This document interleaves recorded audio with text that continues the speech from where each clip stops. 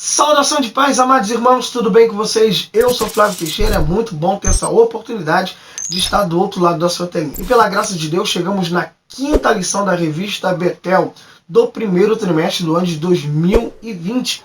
Lição esta que vai cair no dia 2 de fevereiro. Bom, o tema da lição é Enfrentando as tensões no casamento. O textual está em Filipenses capítulo 4, versículo de número 8, que já é uma grande lição para combater os conflitos no casamento, que diz: quanto ao mais, irmãos, tudo que é verdadeiro, tudo que é honesto, tudo que é justo, tudo que é puro, tudo que é amável, tudo que é de boa fama, se há alguma virtude, se há algum louvor nisto, pensai.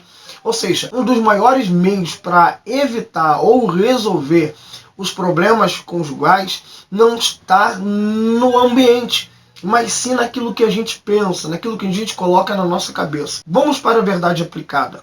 É muito importante que os cônjuges tenham a consciência de que saber lidar com os conflitos no casamento é fundamental para construir um relacionamento sólido. Como todas as lições, esta não é diferente. Ela tem 3 objetivos a ser alcançados, que são: falar acerca das descobertas da vida, a 2, como contornar os conflitos com sabedoria, ensinar de onde surgem os conflitos e identificá-los como oportunidades de mudança, e mostrar quais ferramentas são poderosas para o sucesso familiar. O texto de referência, que será para a leitura bíblica em classe, está em Eclesiastes capítulo 4, versículo 9 até o versículo de número 2. Texto esse que é muito conhecido por todos e que vai ajudar muito nessa lição. Eu gostaria de aproveitar esse momento, antes de começar a nossa pré-aula, para pedir a vocês que já é inscrito no canal, para poder deixar o seu like, comentar aí no meio, no finalzinho, ou até mesmo agora, por favor, porque isso fará com que o YouTube, o famoso robozinho do YouTube, entenda que este tema, este assunto é relevante, é bom, faz as pessoas ser edificadas, acrescentadas em alguma coisa boa da vida. Então peço muito a vocês que já são inscritos no canal, que são parceiros aqui do canal, grandes investidores aí, por estar sentado do outro lado da telinha, deixando aí sua curtida e comentando. Não deixe de comentar nessa lição, por favor. Por quê? Porque tem os novos inscritos que estão aí assistindo o vídeo pela primeira vez. Então já se inscreva no canal, aproveita, ativa o sininho para continuar a receber as notificações dos novos vídeos. Lembrando que este canal não é um canal só de subsídios para a Escola Bíblica Dominical. Aqui também vamos encontrar pregações, reflexões e muitas outras coisas voltadas ao reino de Deus e a sua palavra. Vamos à lição. Nas primeiras lições podemos aprender que Deus, ao criar o primeiro casal e realizar o primeiro matrimônio no Jardim do Éden, estabeleceu alguns princípios, valores e padrões inegociáveis. Isto porque o maior desejo do Criador para com a sua criatura é que eles deem certo em todas as áreas da sua vida, seja física, emocional, sentimental, espiritual, financeira, pois este é o maior desejo de Deus. Tanto que Deus colocou a sua criatura dentro de um jardim chamado Éden, que é lugar de delícias, lugar de prazeres. Ou seja, te criei e te pus no jardim para que você dê certo. E isso faz a gente entender que esta união do homem e da mulher era uma união perfeita, sem medo, sem vergonha, sem culpa, sem ira, sem ciúmes que ardiam em chama. Pois havia neste casal caráter semelhante ao caráter de Deus, pois foi assim que Deus os criou à sua imagem e semelhança, como vemos aí no livro de Gênesis.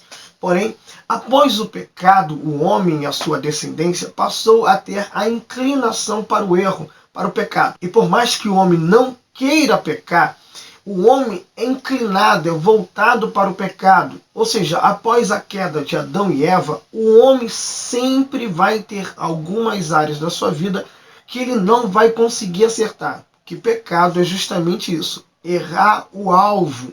E aí, como vemos em Romanos capítulo 7, versículo de número 19, o apóstolo Paulo vai falar justamente sobre isso, que o bem que a gente quer fazer, a gente não consegue, mas o mal que não queremos, esse sempre estamos fazendo. Ou seja, o apóstolo Paulo está nos ensinando, nos orientando, que por mais que a gente nos esforce, sempre haverá alguma área da nossa vida que nós seremos fracos. E graças a Deus por isso. Pois como diz lá na segunda carta aos Coríntios, capítulo 12, versículo 10, é quando nós estamos fracos que o poder de Deus se aperfeiçoa em nós, mostrando para nós que somos totalmente dependentes de Deus para a salvação. Que o homem por si só não consegue se salvar.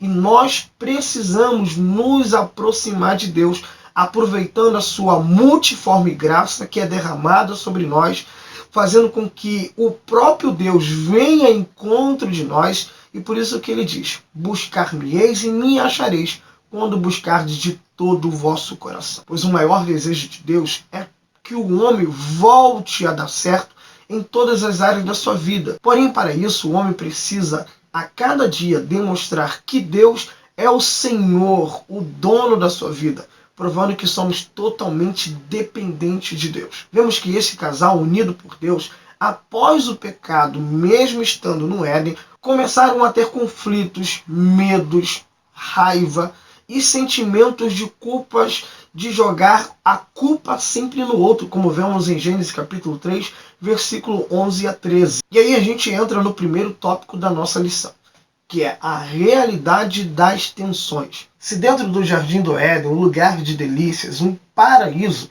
vemos uma crise familiar, negar que em nossa família, em nossa casa, não existirá ou nunca haverá estes conflitos, é como caminhar escura em direção ao abismo. É como querer tampar o sol com a peneira, pois não há perfeição familiar. Todo casal terá seus dias de tensões, de conflitos, e por isso precisamos encarar essa realidade para que possamos aprender a enfrentar e resolver tais conflitos que existem dentro de uma família. Primeiro subtópico: as primeiras dificuldades familiares.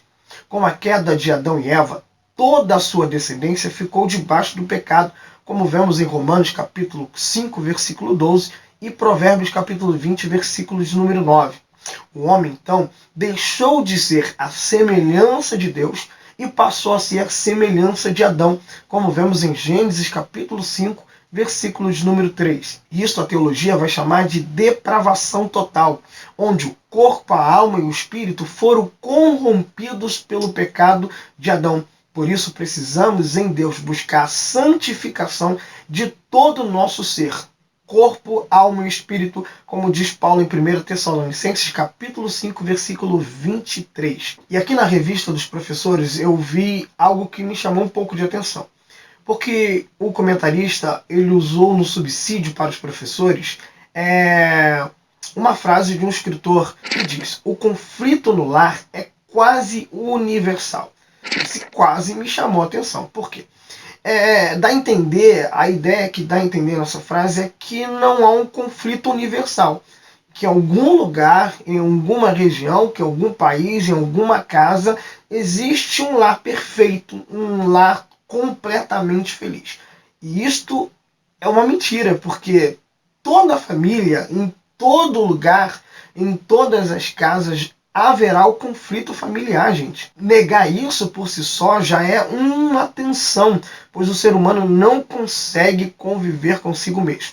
Quer ver a prova disso? Pergunte para si, e talvez você possa usar essa pergunta na sua classe de aula.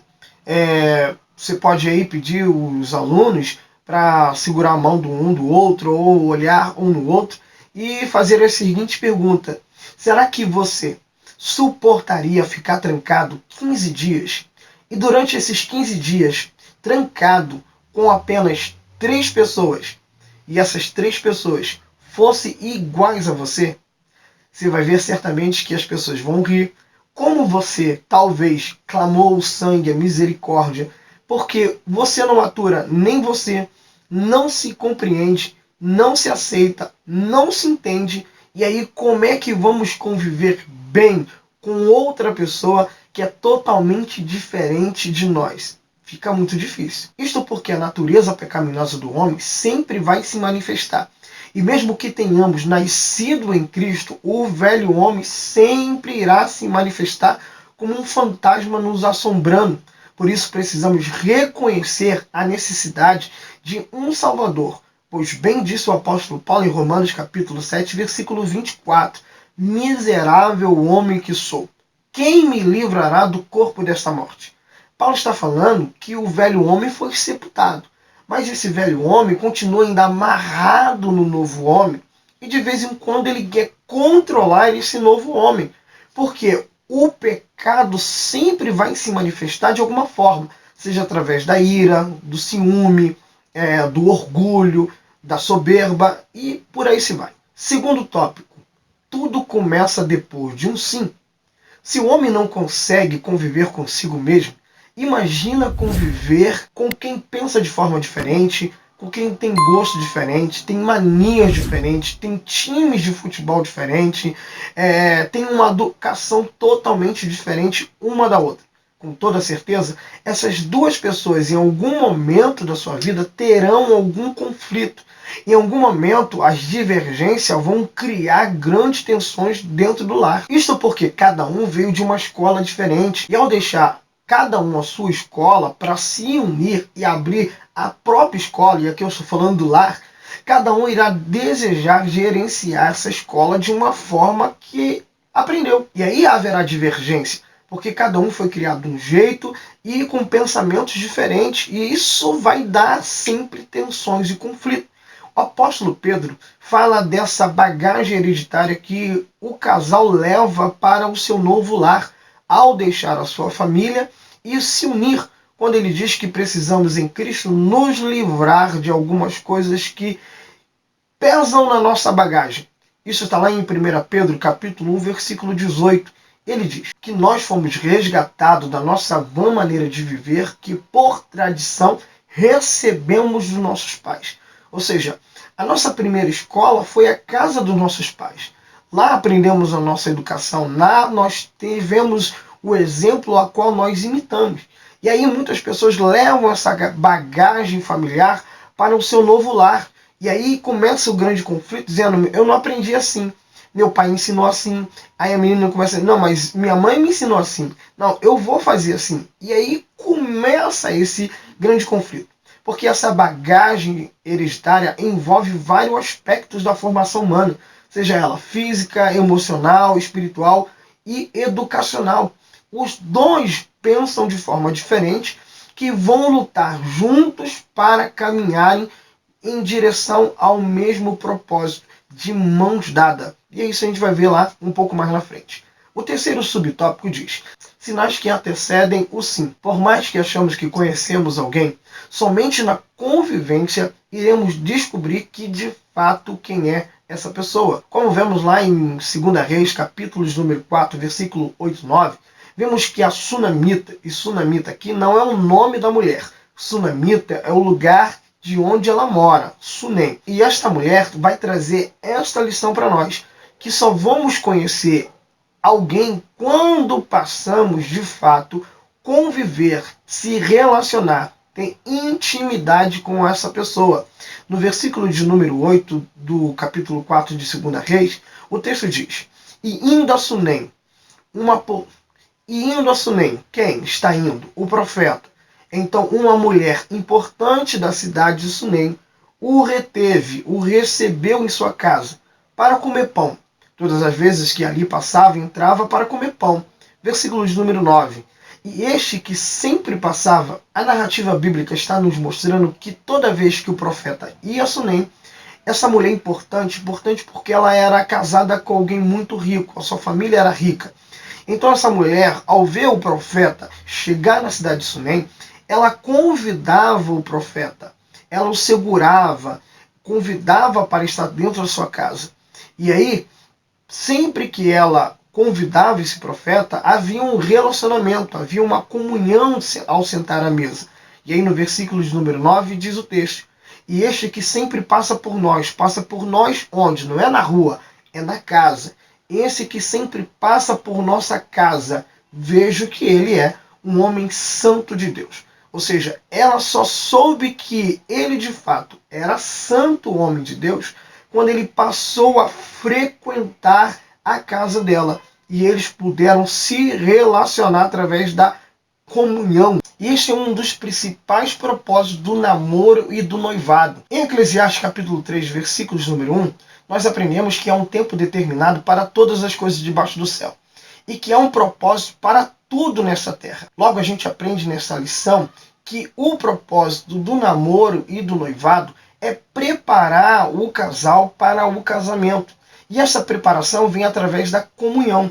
Por isso o casal precisa beijar menos e se relacionar na comunhão cada vez mais, para que possa conhecer cada vez mais a personalidade e o temperamento do outro, para que possa então decidir se vão se casar ou não, pois através da amizade que o casal vai descobrindo o temperamento, a personalidade, e aí no namoro ele vai ver os sinais, quem é quem de verdade. Pois quando o casal começa a se relacionar, tendo comunhão e amizade, frequentando a casa um do outro, você verá quem de fato é o outro. E aí eu preciso dizer que não é errado o casal pedir a Deus sinais no relacionamento antes de casar. Como vemos lá em Gênesis, capítulo número 24, versículo 12 a 15, quando Abrão pede o seu servo Eliezer para ir até a terra dos seus pais, para procurar ali uma menina que pudesse casar com Isaac, seu filho, né? Ele, no meio do caminho, representando já o jovem e a sua família, ele vai orar a Deus, consulta a Deus, e justamente a oração que Eliezer faz é pedir a Deus sinais para que pudesse evidenciar que aquele relacionamento iria dar certo ou não. E aí ele diz: Senhor, se a menina me oferecer água para beber, ou seja, se ela for gentil, educada, ele continuou, se ela me falar enquanto me oferece água, também eu vou dar de beber aos seus camelos. Ou seja, gente, isso aqui é forte, porque um camelo pesa entre 300 a 690 quilos. E ele bebe, um camelo, 57 litros de água. E aquele homem tinha consigo 10 camelos.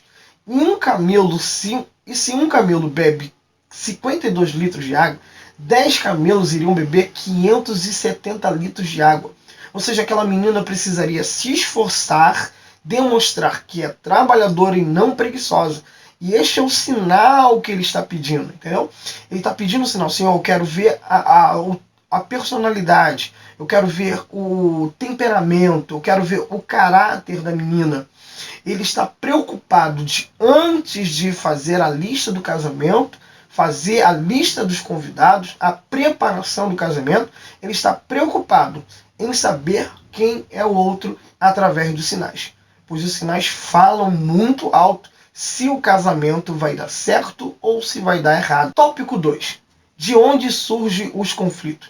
Como vemos na revista, no subtópico 1, o dicionário indica que tensão figuradamente expressa o sentido de estado de ameaça de romper-se. E para que possamos evitar esse rompimento matrimonial, precisamos detectar a origem desses conflitos. Subtópico número 1. Identificar a raiz dos problemas. Muitos têm essa dificuldade de reconhecer o seu erro, jogando sempre a culpa no outro no relacionamento. Isso porque, como já falamos, o homem é inclinado a viver no seu erro e não consegue confessar o seu pecado. Então, logo, ele consegue jogar e transferir o seu próprio erro para o outro, como foi o caso do casal Adão e Eva. O pastor Jefferson Vicente, do canal EBT Betel, diz que o orgulho manifesta em 3 etapas. A primeira é a autodefesa, a segunda, a autopromoção, e a terceira, a autossuficiência. Vale a pena você dar uma passada lá no canal do pastor Jefferson, você vai gostar demais. Quando você escrever aí EBD Betel, vai aparecer essa logo que vocês estão vendo aqui, e aí você entra lá e conhece lá o canal dele. O orgulho, além de não permitir que reconhecemos os nossos próprios erros, faz com que muitos casais vivam na ilusão de que não existe conflito entre eles. E muitos chegam até a dizer: nós não brigamos, a gente só tem um pouquinho de DR, né? Nós discutimos a relação. E aí o que precisamos entender é que conflitos são naturais. Aceitar isto é um passo importante para aprender a lidar com essas dificuldades e superá-las no dia a dia. E aqui eu vou deixar algumas áreas de conflitos de alguns casais. É claro que deve ter muitas outras, mas eu vou deixar aqui pelo menos 10 conflitos que existem no meio da família, no meio do casal. A primeira é a falta de sexo. Não podemos esquecer, como foi visto na aula passada, que o termômetro da vida conjugal é a relação sexual. E a relação sexual, como diz o apóstolo Paulo, tem que ser sempre ativa. O segundo conflito é nas finanças. O que para um é básico, para o outro é um desperdício. E aí há um exagero no gasto, enquanto o outro quer segurar a mão, fechar a mão. Isso vai dar muitas DR. O terceiro é a educação dos filhos. Com a chegada dos filhos e na forma de criar os filhos, você vai ver que o casal sempre vai haver uma divergência e para isso eles precisam sempre estar ali unidos nessa criação. Porque quando há muita divergência na criação dos filhos, aí sempre vai ter muitos conflitos. E por isso nisso também a gente vê aí o quarto conflito, que é a intromissão da família de origem de cada um. A família do marido, da mulher, sempre vai querer se intrometer na relação, dando palpite, como o casal deve se relacionar. A menina sempre vai querer desabafar com a mãe vai querer se intrometer. Isso gera sempre conflito.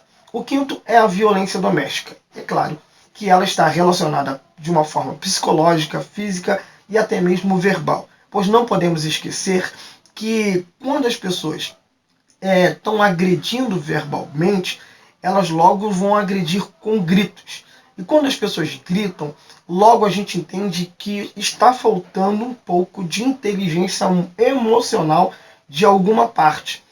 E aí a gente vê que as palavras, como diz Provérbios capítulo 18, versículo 21, elas ferem, machucam, desenham futuros proféticos e elas também matam. Sexto conflito é o conflito de ciúmes maliciosos. Existe ciúme benigno? Não, eu não creio. Mas o apóstolo Paulo diz que o verdadeiro amor não arde em ciúme. O que dá a entender que existe ciúmes que protegem, mas existe ciúmes que vai provocar sempre problemas. A pessoa sempre vai ver maldade numa conversa, a pessoa sempre vai ver coisas erradas em amizades. O sétimo é a infidelidade. Ninguém se junta para viver de uma forma infiel. A gente se junta crendo que o outro sempre será fiel. O oitavo é a falta de respeito. E quando há desrespeito, há veneno no casamento. O nono é o excesso de crítica. E a gente precisa entender que o excesso da crítica, em vez de ter a função de ajudar, na verdade ele piora o outro em vez de estar melhorando. A má comunicação ou a falta da comunicação. Muitos casais têm uma comunicação superficial. Falam somente o básico, o necessário. Amós capítulo 3, versículos 1 e 3, vai nos ensinar que os dois não vão conseguir andar juntos se não houver comum acordo. E para haver comum acordo, precisa haver diálogo. E aí em Eclesiastes capítulo 4, versículo 9, até o versículo 12, vamos ver que os dois, para andar juntos, eles precisam estar ali entrelaçado como um cordão de 3 dobras. E para que haja isso, o casal precisa estar sempre caminhando juntos, de mão dadas. E sempre na mesma direção. E para andar sempre na mesma direção, ter os mesmos passos, precisa haver o diálogo, precisa haver a comunicação.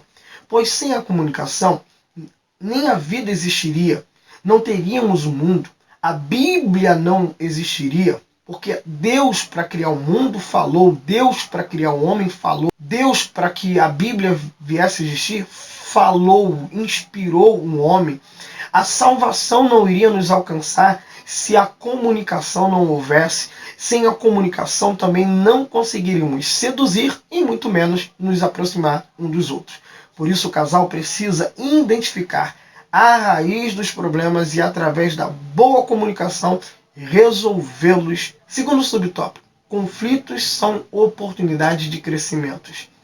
Um casamento não vem pronto. Logo, um casamento feliz não é aquele incento de brigas, de DRs, de decepções, Mas um casamento bom é aquele cujo casal aprende a vivenciar os conflitos e enfrentar esses conflitos com maturidade e bom senso na presença do Senhor. O apóstolo Paulo e o apóstolo Tiago, nas suas cartas, vão nos ensinar que conflitos têm propósito.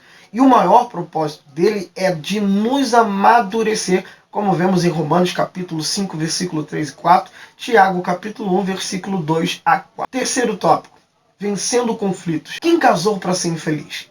Quem casou para fazer da sua casa um pedaço do inferno? Todos nós casamos para que pudéssemos proporcionar felicidade um ao outro. E com isso fazer da nossa casa um pedaço do céu e não do inferno. E para que isso aconteça, o casal precisa junto identificar a raiz dos seus problemas para evitar o rompimento matrimonial, não permitindo que um lute sozinho pelo seu casamento, porém os dois juntos devem lutar para que este casamento não se rompa, como vemos em Eclesiastes capítulo 4, versículo 12. Em Cantares capítulo 2, versículos número 15, temos uma grande lição, pois no contexto vemos que o noivo está identificando que há um tempo de cantar, pois a primavera chegou e o tempo da colheita está chegando. Mas a noiva conversa com seu amado e diz que há um problema que pode afetar esse novo tempo que está surgindo na primavera e que pode atrapalhar a felicidade da colheita. E aí ela olha para o amado e diz: apanhamos, seguramos as raposas e as raposinhas.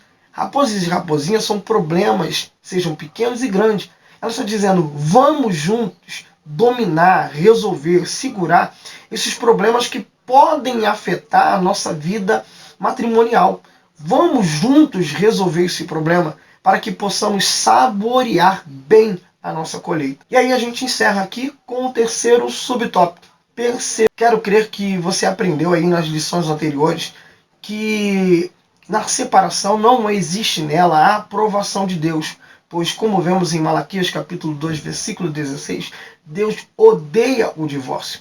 E Paulo lá em 1 Coríntios capítulo 13, versículo 7, diz que o amor tudo sofre, o amor tudo crê, o amor tudo espera, o amor tudo suporta. Porém, Paulo não está dizendo que o amor não é um sentimento que faz a pessoa sofrer, que faz ela crer, que faz ela esperar, que faz ela suportar. Não, mas o amor é uma decisão que faz com que a pessoa lute, creia, espera, sofra, acreditando que vai dar certo. E desistir apenas comprova que houve uma decisão de não se esforçar o suficiente para fazer com que esse relacionamento dê certo. Por de fato, amar é uma decisão diária, onde escolhemos lutar e perseverar juntos para que o relacionamento dê certo. E aqui a gente encerra a nossa aula. Lembrando, você que já é aí um amigo, um parceiro desse canal, deixa o seu like, deixa o seu comentário. Você que está aí pela primeira vez, já se inscreva no canal, ativa o sininho para continuar recebendo os novos vídeos, porque toda semana aqui tem vídeo. E tem dia que a gente vai colocar 3, 4, 5 vídeos aí. Tem dia que a gente vai colocar vídeo os dias inteiros. Então fica ligadinho aí, tá bom? Que Deus em Cristo continue te dando sabedoria e graça para que as suas aulas sejam sempre cheias de conhecimento, mas também de revelação rema de Deus. E que nesta revelação pessoas possam ser edificadas, fortificadas, animadas. E que elas possam sempre lutar, acreditando que vale a pena ter um pedaço do céu em sua casa. Graça e paz.